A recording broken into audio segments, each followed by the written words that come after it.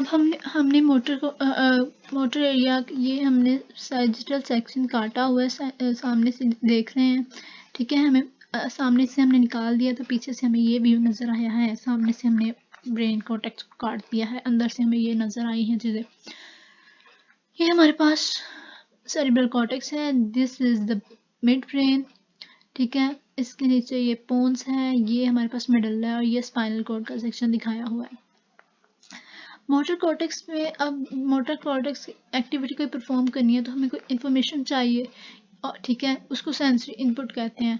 और जो हम इसके बाद उसने पहले तो मैसेज लिया ना, मैसेज आया इसके पास, ठीक है, मसल से ही आया ना, इसके अलावा मैसेज देगा वापस तभी तो वो मूवमेंट करेगा कोई मसल। तो जो सेंसरी इनपुट है वो उस जो ब्रेन तक इस कॉर्टेक्स तक पहुंचती है मोटर पहले सेंसरी कॉर्टेक्स में और फिर मोटर कॉर्टेक्स में, तो वो होती है असेंडिंग ट्रैक्ट्स। और इसके अलावा डिसेंडिंग ट्रैक्ट्स होते हैं जो कि मूवमेंट हमारी जो इंफॉर्मेशन है ना, नर्व इम्पल्सेस है, उससे ब्रेन से स्पाइनल कॉर्ड तक वापस लेकर जाती है। इसको हम कहते हैं डिसेंडिंग पाथवेज या डिसेंडिंग ट्रैक्ट्स। और ये डिसेंडिंग ट्रैक्ट्स वाइट मैटर्स होते हैं। डिसेंडिंग ट्रैक्ट्स अब दो तरह के होते हैं, डायरेक्ट डिसेंडिंग ट्रैक्ट्स होते हैं और इनडायरेक्ट डिसेंडिंग ट्रैक्ट होते हैं। डायरेक्ट डिसेंडिंग ट्रैक्ट को हम पिरामिडल ट्रैक्ट्स भी कहते हैं और इनडायरेक्ट को एक्स्ट्रा पिरामिडल ट्रैक्ट्स भी कहते हैं। आज पिरामिडल को पिरामिडल क्यों कहते हैं ये बताऊंगी मैं आपको ड्यूरिंग एक्सप्लेनेशन। और डायरेक्ट क्यों कहते हैं? डायरेक्ट इसलिए कहते हैं कि ये जो पिरामिडल ट्रैक्ट्स होते हैं ना, या डायरेक्ट पाथवे होता है, ये कॉर्टेक्स से डायरेक्ट आते हैं और डायरेक्टली कहीं पे साइनैप्स नहीं करते, ठीक है। ये डायरेक्टली साइनैप करते हैं अपनी डेस्टिनेशन पे जाके, और इसकी डेस्टिनेशन क्या है? इसकी डेस्टिनेशन है स्पाइनल कॉर्ड। स्पाइनल कॉर्ड से पहले ये कहीं पे साइनैप्स नहीं करते। इसके अलावा जो एक्स्ट्रा पिरामिडल या इनडायरेक्ट पाथवेज होते हैं वो हमारे ब्रेन यहाँ पे जो कॉर्टेक्स में या मिड ब्रेन में या पोन्स में जो न्यूक्लियस पड़े हुए हैं ना, उनमें पहले साइनैप्स करते हैं, उसके बाद नीचे आते हैं। तो सबसे पहले हम बात करते हैं डायरेक्ट और पिरामिडल ट्रैक्ट्स की। इसमें क्या होता है? अब जो इसको कॉर्टिकोस्पाइनल फाइबर्स भी कहते हैं, ट्रैक्ट्स भी कहते हैं, क्योंकि ये डायरेक्ट कॉर्टेक्स के आ रहे हैं और खत्म कहाँ पे हो रहे हैं? स्पाइनल कॉर्ड पे, इसलिए इसको कॉर्टिकोस्पाइनल ट्रैक्ट भी कहते हैं। अब ये आते कहाँ से हैं? हमने मोटर एरिया में कितने एरियाज पढ़े? Primary motor area, pre motor area, supplementary motor area, ठीक है। इन तीनों एरिया से आएंगे। इसके अलावा ये सोमैटोसेंसरी एरिया से भी आते हैं, मतलब याद रखिए सोमैटोसेंसरी एरिया से भी आते हैं।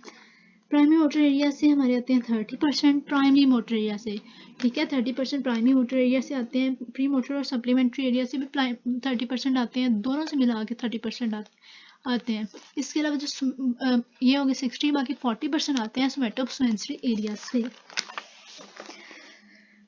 सोमैटोसेंसरी एरिया से जो आते हैं, सोमैटोसेंसरी एरिया से आते हैं बाकी 40%। अब ये हमारे पास आ गए जहाँ से आने थे, ठीक है।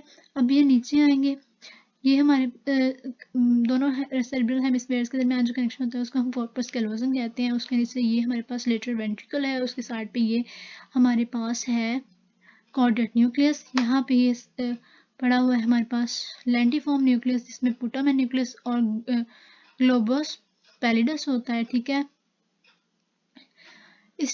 और ये कॉर्डेट और लेंटिफॉर्म के दरमियान में जो एरिया उसको हम कहते हैं इंटरनल कैप्सूल। इंटरनल कैप्सूल की एंटीरियर लिम्ब होता है, पोस्टीरियर लिम्ब होता है और बॉडी होती है, ठीक है ना। इसमें मैं बताने का मकसद ये था कि मैंने हमारे जो पाथ में है ना वो उसमें इंटरनल कैप्सूल भी आता है, ठीक है। इंटरनल कैप्सूल की लोकेशन, कॉर्टेक्स से फाइबर्स आए इंटरनल कैप्सूल से होते हुए, ठीक है। इसने मिड ब्रेन में पहुंचना है, जिसको हम मेसेंसेफ्लॉन भी कहते हैं। मेसेंसेफ्लॉन में आगे इसने पेडुंकल्स, ठीक है। मिड ब्रेन में इसका जो मिड ब्रेन के दो पार्ट्स होते हैं ना, इसके सेंट्रल हाफ से इधर वाला पार्ट दो पेडुंकल्स होते हैं, ठीक है। ये मिड ब्रेन में आ गया। इसके अलावा इसके बाद ये आ जाएगा पोन्स में। पोन्स में जब आ जाएगा ये तो ये ब्रेक डाउन कर जाएगा, अलग-अलग फाइबर्स हो जाएंगे। और उन अलग इसकी जो ब्रेक डाउन है ना, उसके बाद जो बनता है, ये देखें वो कहीं पे टर्मिनेट कर रहा है, ये कहीं पे, ये कहीं पे, ये कहीं पे, ऊपर ये इकट्ठे थे। ये जब ब्रेक डाउन कर जाते हैं तो इसको हम कहते हैं फेसिकल्स, ठीक है, ये बन जाते हैं लॉन्गिट्यूडनल फेसिकल्स ऑफ बोन्स। इसके बाद जब मेडुल्ला में आते हैं तो दोबारा इकट्ठे हो जाते हैं, तो बाहर एक स्वेलिंग बनती है, उस स्वेलिंग को हम कहते हैं पिरामिड, इसीलिए इन ट्रैक्ट्स को हम कहते हैं पिरामिडल ट्रैक्ट्स। अब ये हमारे पास आ